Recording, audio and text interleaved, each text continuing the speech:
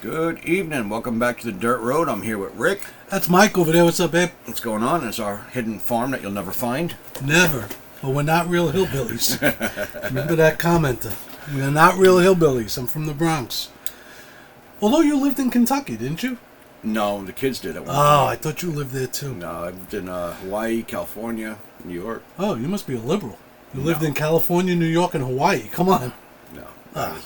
Unfortunately. Mike's a closet liberal. Just came out. Yeah. Man lived in California, Hawaii, and New York. The three liberalists? Military, and no. All right, Mike. What do you got? What do you got for them today? What are we doing? We're going to do headlines today.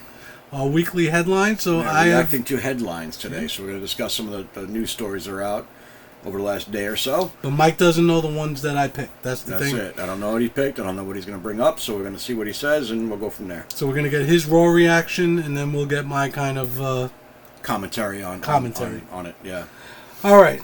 I'm just going to ask you to be careful here because I really, because I love the Pope a lot. But Pope Francis made a comment the other day where I'm going to just read it verbatim here.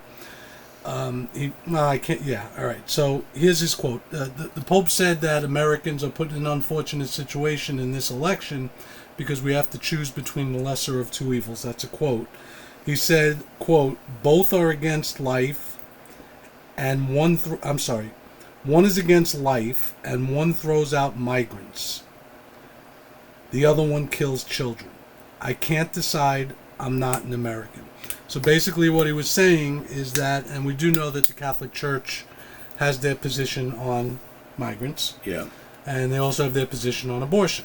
Yep. And he's basically saying that one candidate, Harris, is killing children. Yep. And the other candidate, Trump, wants to deport everybody. Throw out the migrants. What he considers to be vulnerable people. All right, okay. So try to keep this a little respectful, Mike. I'm not going to disrespect the Pope. But what are your thoughts on that comment by the Pope?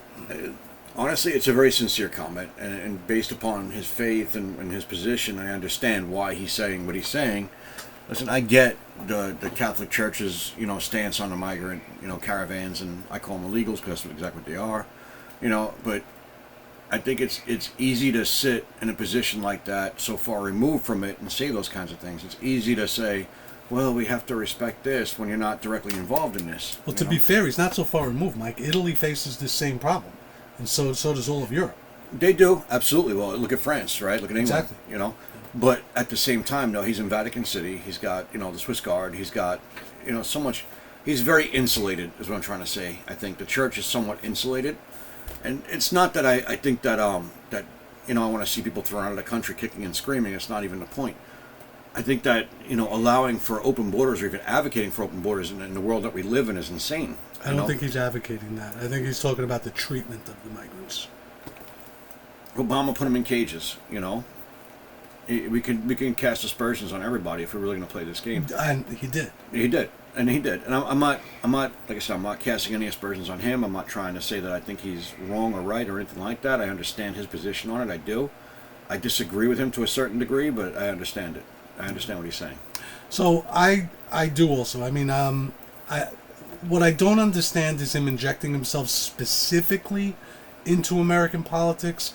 But we can't say popes have never done that. I mean, Pope John Paul II and Reagan and Thatcher were arm in arm, dealing with communism. Yeah. And I was very near and dear to Pope John Paul II because he was from communist Poland, and he basically had to be an underground priest. Yeah. So it's not unprecedented. I'm a little disappointed in Pope Francis and the Holy Father saying something specific like that. Yeah, I agree. I think about American politics and voters. Yeah.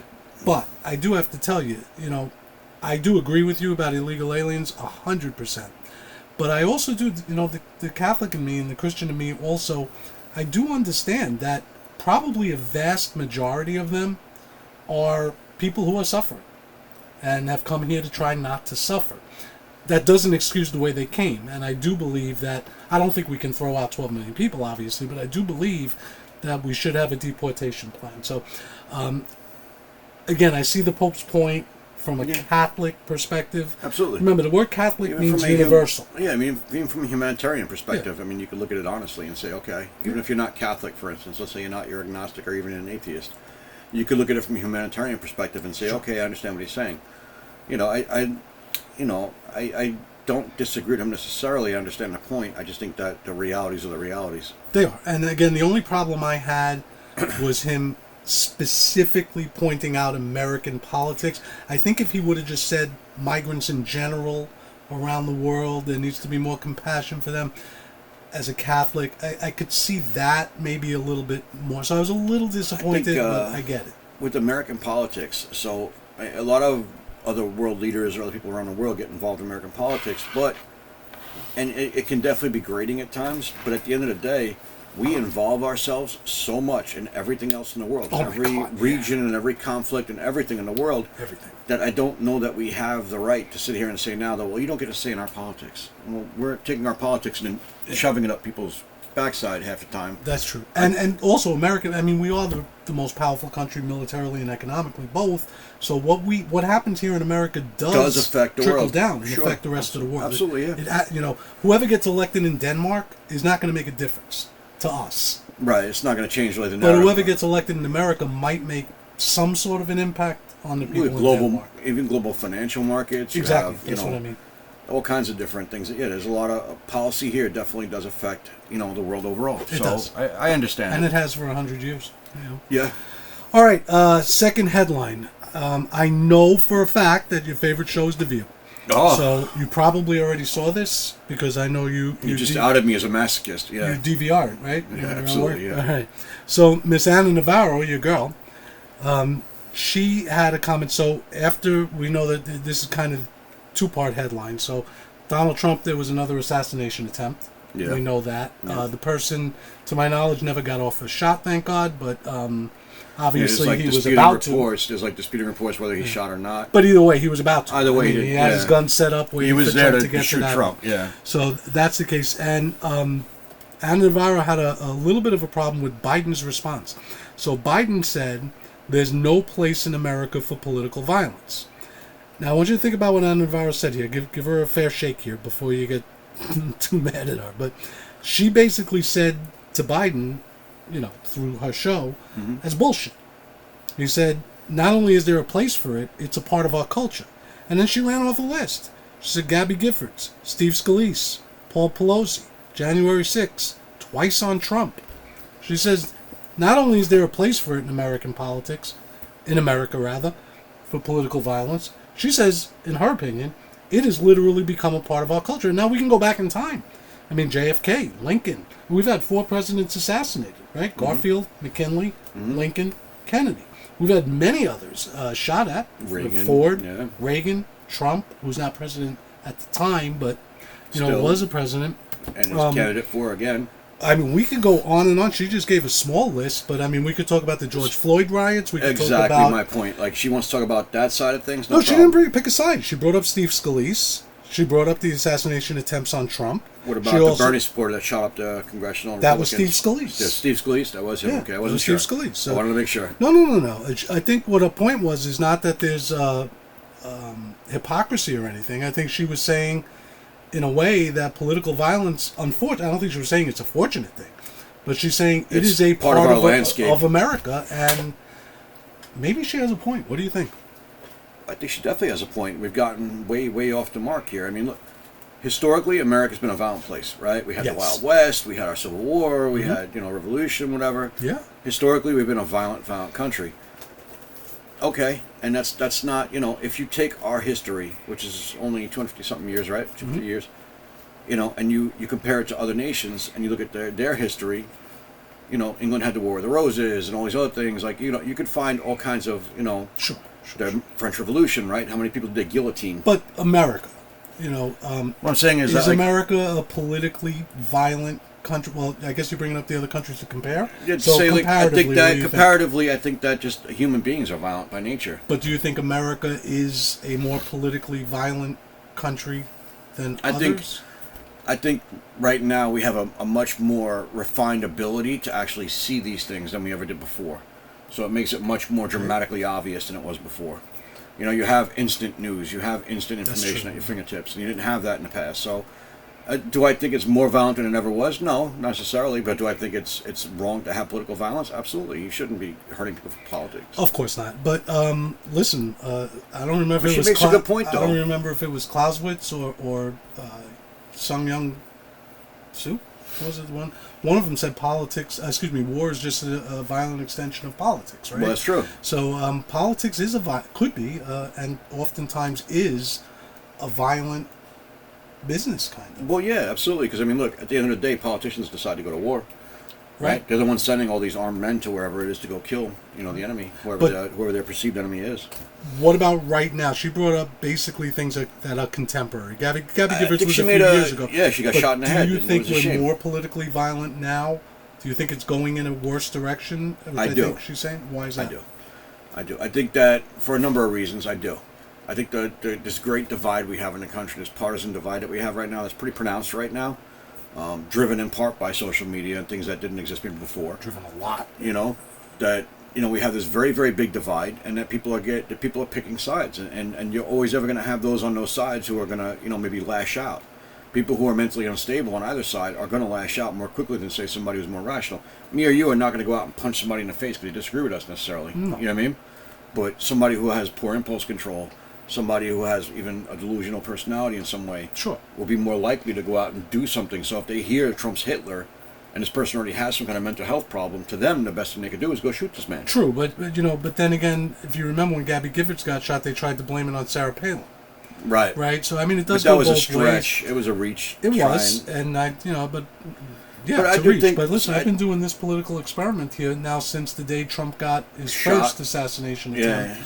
And I've been wearing this hat, and I live in a very, very liberal area. I mean, believe me, there can't be more than 10%, 20% of the people in my area that voted for Trump. But I bought this hat in my neighborhood 7-Eleven, and I've been wearing it really almost as an experiment.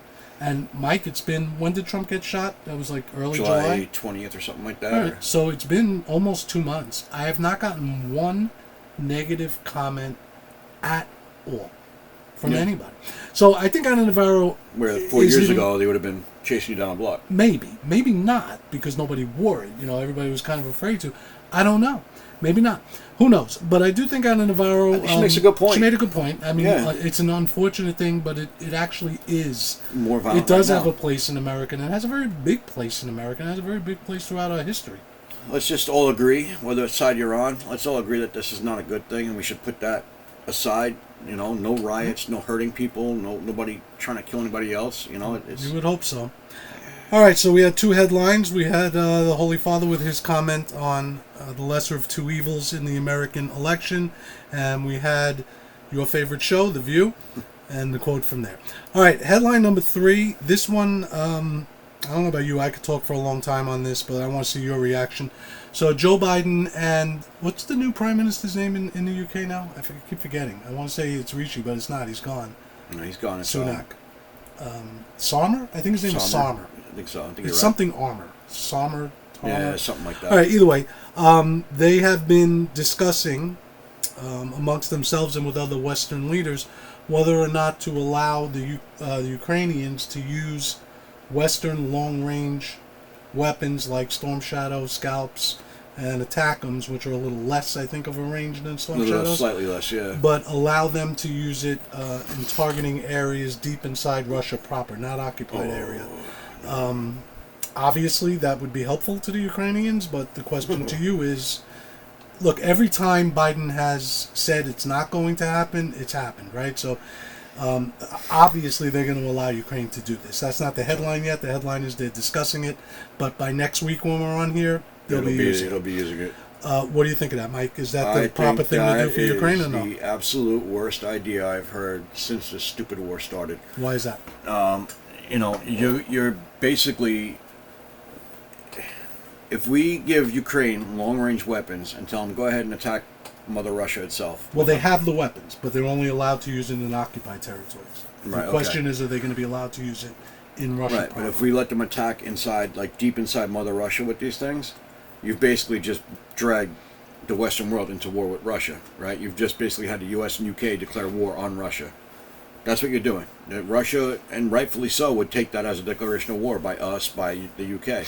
That is the worst possible thing you could do. The worst possible thing, because it's not going to change the outcome at all for the Ukraine. I was going to ask you that too. So why do you say that? Why would it not? If it enables them to hit military bases or airfields, where those planes are taking off and bombing them, right? Why do you think it would not affect the war? I just don't see it being enough. So Ukraine, in order for Ukraine to even fight to a standstill or take back territory that's already been taken, which they're not gaining anything. Their little military incursion into Russia itself was through very rural areas that had no strategic significance whatsoever. It was just more of a, hurrah, look what we can do. You know what I mean? Like, oh yeah, definitely. But they're getting annihilated on the lines. Annihilated. They're just getting destroyed. They're losing 1,000 guys a day. They are. Well, some days. But so they are. So then the question would be, why do you think this would not help change that? Because they're not going to be able to do enough damage to them. So it's a matter of numbers, right? It's almost like a matter of trying to, like, who's going to bleed who out first, right? So Russia has a tremendous amount of natural resources, a tremendous ability to manufacture weapons and everything else they need. They have everything they need to wage war, nonstop for a century, right, or better. Whereas Ukraine has, a lot of things, but they have finite resources, and the only one that could prop them up is us in the UK. So it becomes down to, if we're not putting troops on the ground and we're not going directly to war with Russia, Ukraine's not going to win in any way, shape, or form. No, of course not. I mean, if we pulled our support today, they'd be done tomorrow. Right, exactly, and that's exactly my point. So them using our long-range weapons is not going to make a difference in what Russia can send at them. It's just going to poke Russia into declaring war on the rest of the world. It's going to basically trigger a World War III. Which is what I think many in Washington want. Of course they do, because they're psychopaths. These are immoral psychopaths that just want to make, war makes money for them, and it gives them ability to make crises so they can make more rules that you have to follow. And anybody who's watched our videos on Ukraine know that I am not in favor of anything that we've been doing here, but I'm going to look at it from the other point of view now, just for fairness. It seems to me that Biden has really made a fool of Putin throughout this whole thing, because every time Putin draws a quote-unquote red line, it gets crossed. Yeah. And he does nothing. It's true. Now, it's quite a gamble, because at some point he might do something and it might cost us all our lives. So they are gambling with that. But I could almost see where, you can't take Putin's threats serious anymore. Because every single time he said, if you do this, we're going to start talking about nuclear weapons and all of that sort of stuff. But yet every single time he's drawn a red line, we have crossed that red line and nothing has happened. Now, again, at some point it might, and it's quite a gamble, and I'm not happy with that gamble. But I don't know, you know a lot more about military things than I do, so, but I believe that this is more than just allowing them to use it, Mike, because do the Ukrainians even have the ability to use these systems without us? Because they're all satellite driven. No, they need our satellites. Those they need our tracking, our targeting, they need all our stuff. They need all our software. So this is a direct involvement of us attacking or helping to attack That's exactly the point. Russia. Yeah, it's the NATO whatever alliance nations attacking Russia directly, and it's as good as a declaration of war. Yeah, I agree, and like I've said, it would trigger a world war. I don't think we'd see a nuclear exchange like right out the gate. I don't think that Putin is a psychopath to that degree. No, I don't think so either. But it's, like I said, it's quite a gamble. Would shipping get attacked by submarine forces? Absolutely. Would there be naval battles? Absolutely. Would there be ground battles in Europe? Absolutely. Yeah, and and then the question always is it worth it over this issue? In my opinion, is no. No, absolutely not. It's not. But again, I've said it before, I'll say it again, Russia did. I don't think that they were out of choices. They didn't have to invade Ukraine. They did. I do believe that they were wrong for that. But absolutely. Beyond that, and I know this for a fact, and anybody who wants to even read the New York Times can know this for a fact, we have basically our sights have been set on destroying Russia since the mid-1990s. There was a very brief period of time when the Cold War ended, when we were all happy and, we're going to have a peace dividend and all of that. But since the mid-1990s, we've had our sights set on them because we defeated communism. And Russia was no longer a real military threat. In fact, they really went into almost chaos in the 1990s. We could have created a peaceful coexistence with Russia. But we did everything we could to not. When the Polish economy was failing, when their currency was failing, we bailed them out. When the Russian currency was failing, again, after the Cold War was over, we refused to help them. Yeah. You know, and we could have. Yeah. But we didn't want to. And it's become quite obvious that, you know, we want Russia destroyed because they've turned Putin into something he's not. He's not Hitler. He's not. No. He's not Lincoln, but he's not Hitler. Listen. And he's not, and you know, this is a guy who's still having trouble taking over 20% of Ukraine, and losing a lot of men doing that. And they try to tell us that he's going to invade Poland and then France and then England. Stop. If he declared, like, if it was a declared all-out war and he unleashed his entire military, right? Because right now he's only using a percentage of his military in Ukraine. He's got a lot there, but it's a percentage. He believes he's going to be at war with NATO, so he's holding back. Right, so he's holding everything back because he knows that NATO. Listen, the people at NATO are psychopaths, and he knows they're psychopaths just like he's a psychopath, right? Right, but if it came down to it, you don't think we'd destroy them? Russia? Yeah. If it came to an all-out war, you don't think NATO could just demolish I think we them? could push them back to their borders. You don't think we could pretty much demolish them as a country? Maybe. But I wouldn't say definitely. I mean, I'm not saying that would be a good thing, but I mean, because again, you got 6,000 nuclear warheads there. The last thing you want to do is throw that country into chaos. See, and that's what people don't understand. The pressure that Putin's getting at home is from his right. Yeah.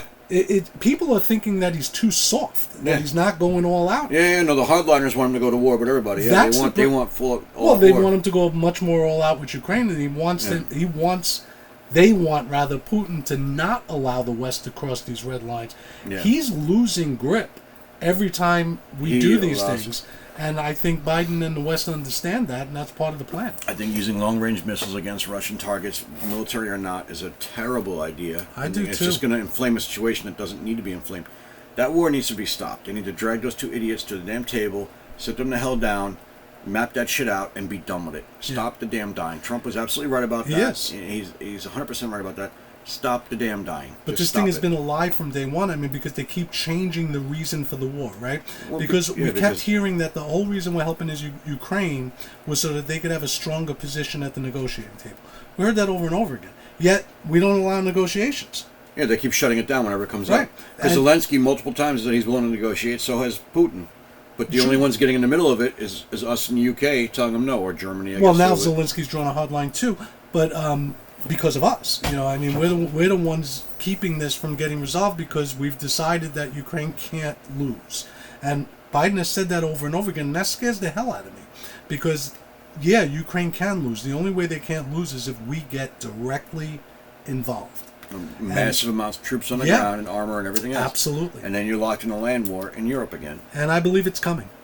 Anyway, that's headline number 3. Let us know what you think. Do you think it's a smart idea to allow the Ukrainians to use all weapons long range into Moscow, St. Petersburg, wherever, or not?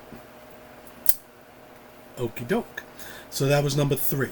Okay. All right. This one might take a little bit longer to discuss. So Tucker Carlson recently had a historian I never heard of named Darryl Cooper on his podcast. And Darryl Cooper, I listened to this, the part that's created the controversy anyway. Talk about World War II, a little bit of revisionist history, and he came up with some thoughts.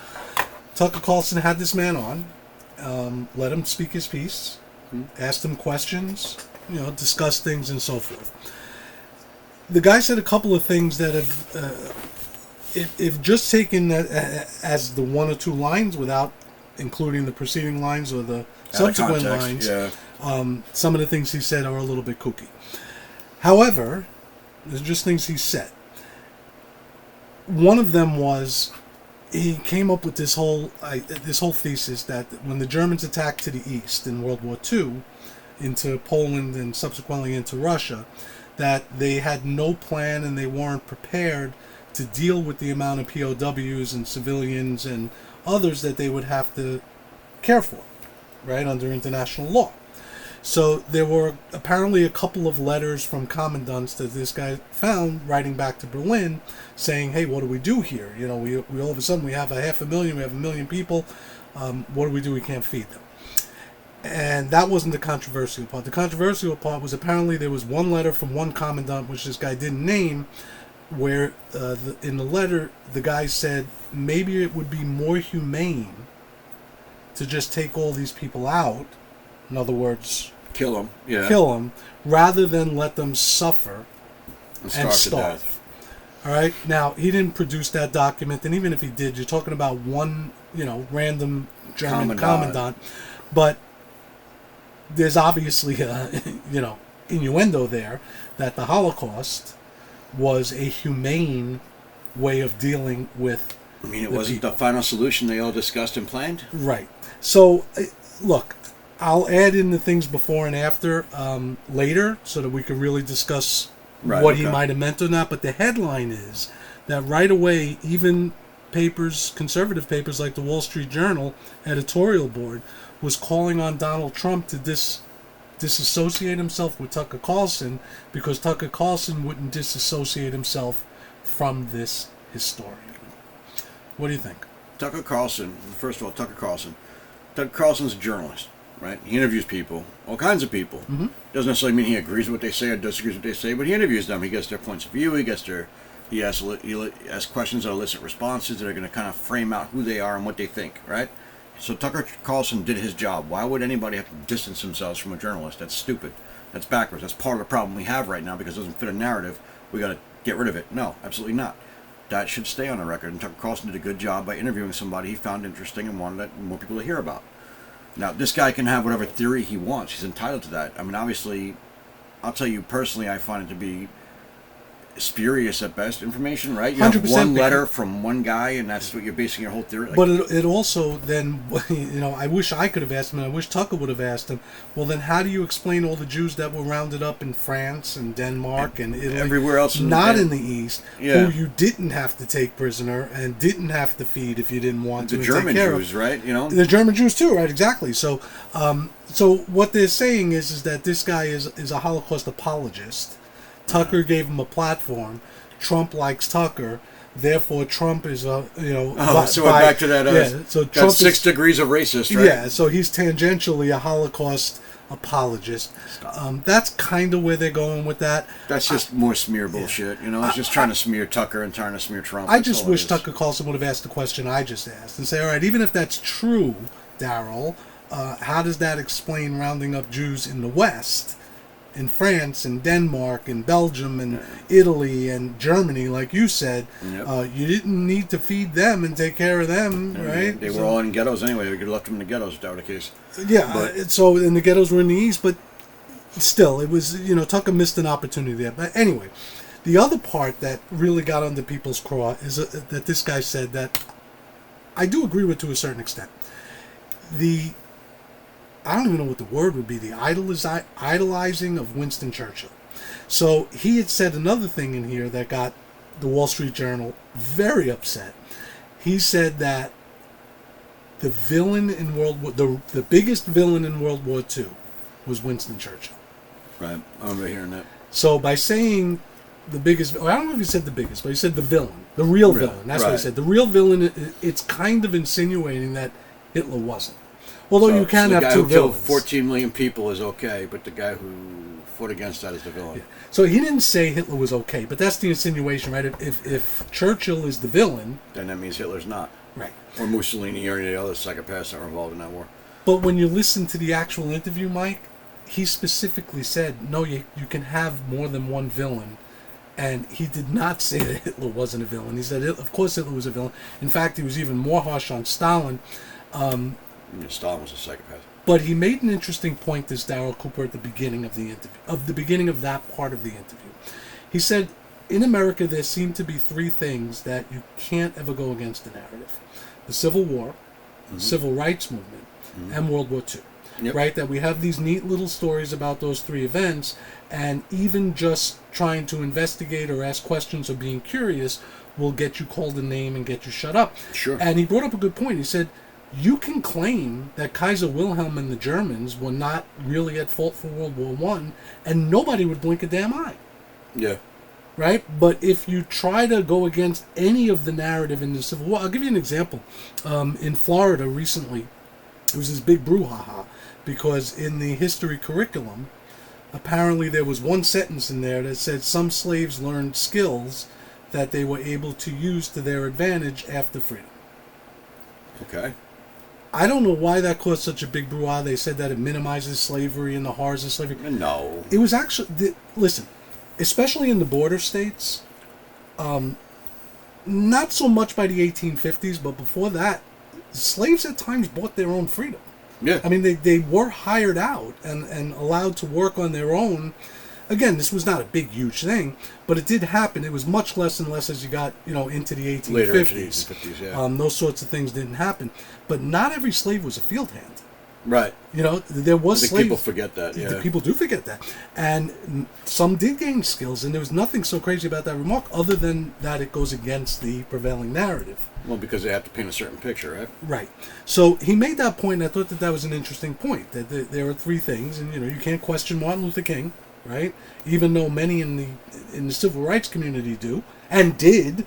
Malcolm X questioned Martin Luther King very often, right? Yeah. But he says there's a narrative, and he used the word mythology. I don't know if that was the right word, but that you can't really go against. And Churchill is one of those, right? And I found that interesting because I've never been a big fan of Churchill. And I never understood all this. I remember when George W. Bush was president, he had a bust of Winston Churchill in the Oval Office. When Obama got elected, he took the bust out. And it was a big brouhaha. Oh my God, conservatives lost their fucking minds. He's taking the bust of Winston Churchill. Really? So what? To me, they should have a bust of FDR at 10 Downing Street. We saved their asses, not the other way around, you know? But he brought up a great point. Why is Winston Churchill so idolized, and why can we say nothing about him?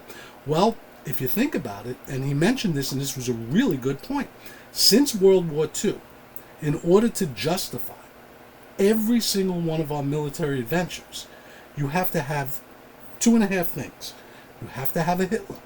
Yeah. So whether the Hitler was Saddam Hussein, Osama bin Laden, or the Ayatollah Khomeini There's before gotta be a that, boogeyman. Kim Jong-un, and now Vladimir Putin, right? You always have to have a Hitler. You have to have a boogeyman, yeah. You have to have a Churchill. What did George W. Bush call Zelensky? A modern-day Churchill, right? You have to have the good guy standing up. And then the half is, you have to have the nobody being Chamberlain. Can't be Chamberlain. Chamberlain was the appeaser. And appeasing leads to a bigger war. You have to be the Churchill, the guy that's going to stand up and say, fight, fight, fight. So I think that's a great point, that we have to use Churchill as our role model, sort of, and justifying our getting involved in every war. Because if you're not Churchill, what are you? You're Chamberlain. And if you're Chamberlain, you're a pussy. You give in. So it's nothing different than What do you think of that point? I think it's an excellent point, and he's not wrong. I mean, look at our modern culture, right? We've been in these non-stop wars, pushed by neocons and neoliberals because they like it, because Lindsey Graham, you douchebag, because they want money, right? Because they make money from this shit. That's exactly what it comes down to. They're making money on this. They're making money at the cost of human lives. They're completely immoral people.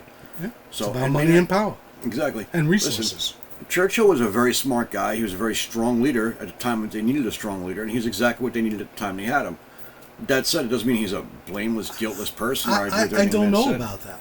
I really don't know about that. To me, the problem I always had with Churchill is, in my opinion, it's just my opinion from my studies of World War II, Churchill's number one goal, in my view, seemed to be to save the British Empire. Not to save Britain, to save the British Empire. That's a fair point. I never thought about that. FDR fought with him quite a bit. Everything that Churchill wanted, from when or if he wanted D-Day or where he wanted the invasion of continent, everything seemed to be about defending the British Empire. It drove Stalin crazy, but it also drove FDR crazy. And FDR basically would tell him, it's not about your empire. I never thought about that. Honestly, I never thought about it that way, but that's a very, very valid point. That's a very valid point. So I've never been a big fan of his. This historian brought up, again, this is true, but I think he kind of whacked it out a little bit. After the Germans invaded Poland and the British and French declared war, something happened. I don't know if you noticed. It was called the phony war, because there was really no fighting. It was all leaflet dropping and threats. It was a declaration of war. Hitler really didn't expect the British and French to declare war.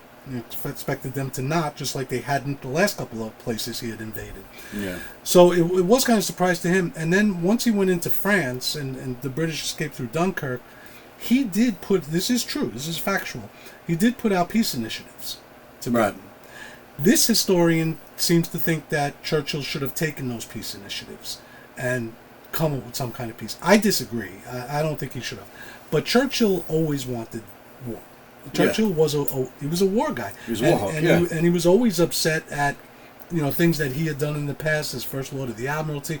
Anyway, I mean, we could go on and on. Well, he had Gallipoli in his past, and that was a big. Yes, it's a big loss to take. And even the Boer War when he was much yes, that's younger. That's right. Yeah. But so I see the problems with this historian. He's not somebody I particularly cared for. But Tucker just interviewed him. He didn't say anything crazy, and the whole thing about Churchill being the villain, he explained that on the podcast, but all of these articles left it out. He was doing it to goad his podcast partner, Jocko Willink. He said, because Jocko Willink is a big, very pro-British, he was just kind of trying to get under his skin. And he said this on Tucker's podcast, and all of these articles left that out. He said, I'm basically just trying to needle this guy and tell him Winston Churchill's the real villain. When that's not even, I saved this to the last part because I thought this is the best part. That's funny. So when we talk about media bias, that's how media can be biased. Well, that's framing, right? That's narrative framing. Exactly. That's exactly narrative framing. He left out a very is cherry picking those pieces they need to frame to make a certain kind of and left out a very important point. It's the Charlottesville hoax, right? That's exactly what it is. It's cherry picking to make it look a certain way. Like the man said on the same podcast that they're quoting for. He says, I was really just trying to needle Willink. Because he's so, and apparently I didn't hear this podcast, but apparently he did, and he got the rise out of him that he wanted. Good. Good. So he was not saying that Churchill was more evil than Hitler. He did not say that. No, but Churchill was a war hawk. I mean, he was a war hawk, and I think the obsession with him is way out of control. Again, that comes back to me with the fanboy politics. Like I've heard obviously some of his speeches, and I think he spoke well. I think he said some really good things, but if you look at it historically in the context of the times and everything, some of the decisions he made, obviously I wouldn't agree with then. I probably wouldn't agree with now. But it's easy for me now because I have the benefit of hindsight. No, but it's always the case with history. Yeah. But I mean, I don't think he was a villain. I don't think he was this great. No. I agree. I don't think he was a villain. I think that's a little bit too harsh. I just never got the obsession with him. And I even said, and I know, we're supposed to hate everything Obama did, but when he took the bust of Winston Churchill, it wasn't like he was taking a bust of George Washington out. He was taking a bust of a foreign leader out. And again, in my opinion, 10 Downing Street should have a fucking bust of FDR there. Because I agree. We saved their asses, not vice versa. Yeah, it wasn't for us. I didn't understand at the time. When he took the bust out, everyone went nuts. I'm like, okay, why? Who gives a shit? It's his office now. It is. He's making it what he wants. Who gives a shit?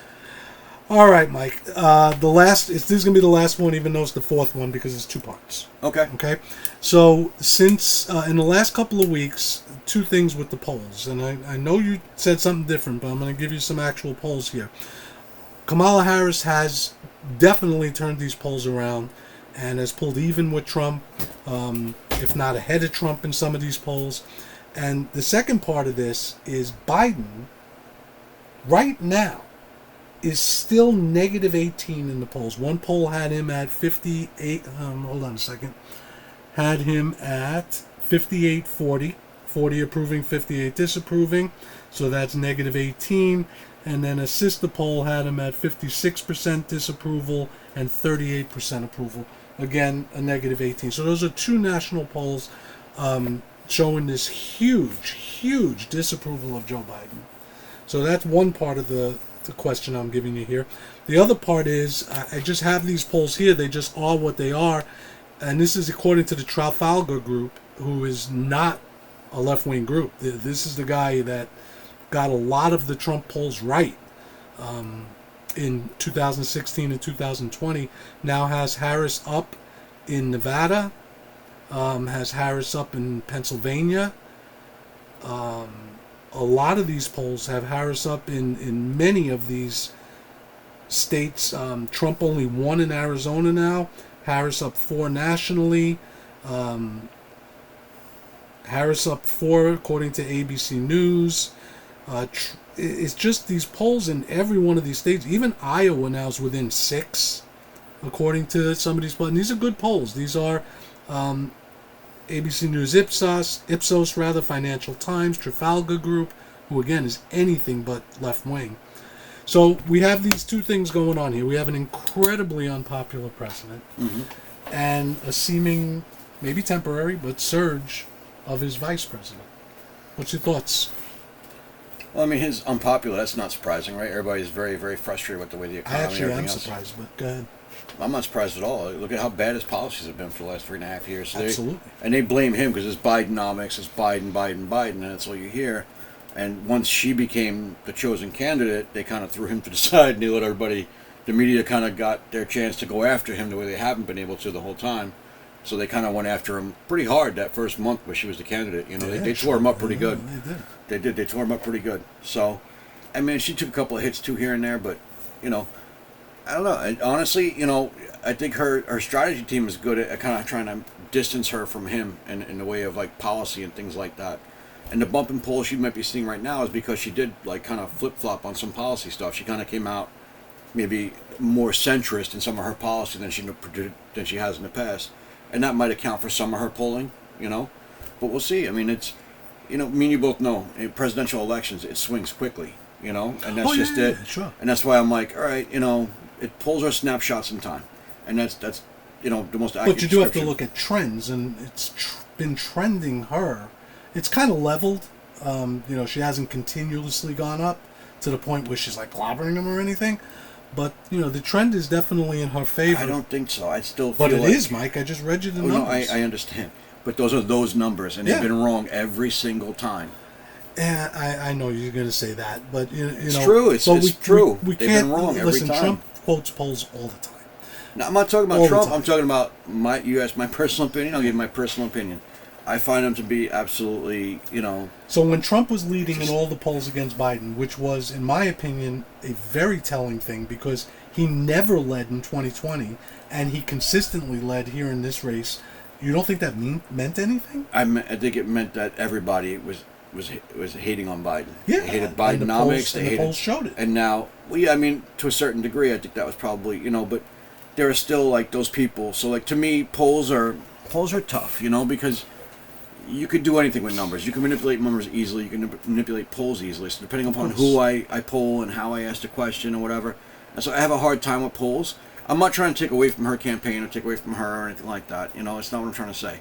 What I'm trying to say is that I think that there's I don't know, I look for, like, the energy in a campaign. You know, like, where's the energy going? Like, where are people really, really kind of invested? You know, and to me... The energy I see right now is on his side, not hers. If I saw it on her side, I would say that, but I really don't see it. I think there. we see it on his side because we're kind of in that world. But Not you at know, all. I look it's at both, the internal polls, the ones that we don't get to see.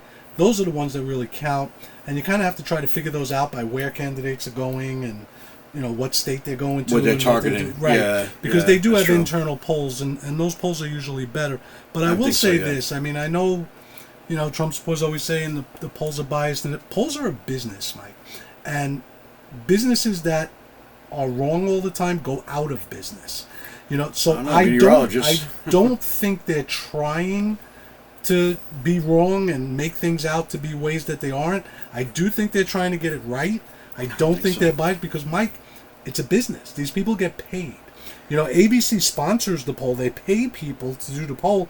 If a poll gets to the point where it can't be respected, but look at that company's out of business. But look at the bias of those we're talking about, right? So there's an expectation, right? If ABC's paying for the poll, and we all know what ABC wants, you know, there's an exptation there. So I think that influences somewhat to a certain degree. I'm not saying that the pollsters are dishonest and they're biased. I'm not trying to say that at all. I think, honestly, the pollsters are probably trying the best they can to get, like, an accurate reflection. I think they 100% are because, like I said, they're a business, and any business that consistently fails goes out of business. Right. So I don't think they're trying to portray something that isn't. No, I do think that there was in the past the quote-unquote shy Trump voter. I think that was true. I do think also, you know, there are certain people that... you still have a certain segment of the population that does that. Maybe not as great as in the past. I don't think it's as great as it was in the past because we've never seen Trump with numbers this good. 48%, 49%. Right. So I don't think polls intentionally try to sway. There are some, but they make themselves known. You know who Democratic pollsters are. You know who Republican pollsters are. Right, but these seem like they're more kind of like the more. These are respectable polls. Trafalgar is like a good. They're pretty much straight up. They don't really. My God, they were spot on almost everything except for one state last time. But here's why I disagreed with you when you said that you're not surprised at Biden's numbers. I am. Well, I think I'm not surprised at the numbers. I'm surprised that he wasn't able to make those numbers better. Because presidents usually get more popular as they're going out, right? Sure. That's number one. Number two, they tried to play this whole he's George Washington giving up power for the good of the country thing. Yeah. But again, I've said it before, he just comes across as such an angry, nasty, hateful dick. He should right now, be very popular. He's an old man. He's been around for a long time. He's going out. He's going out into the sunset. He should be popular, but he's not, and that really says something. But it says something good for the Harris campaign that they're able to distance themselves from him enough, where his poll numbers are so bad. And if we're going to believe those, Mike, we got to believe the others. And I do believe that he's a historically unpopular president, and I also believe that she's somehow, even though she's attached to or should be attached to him. She's not. I don't know. I find it astounding.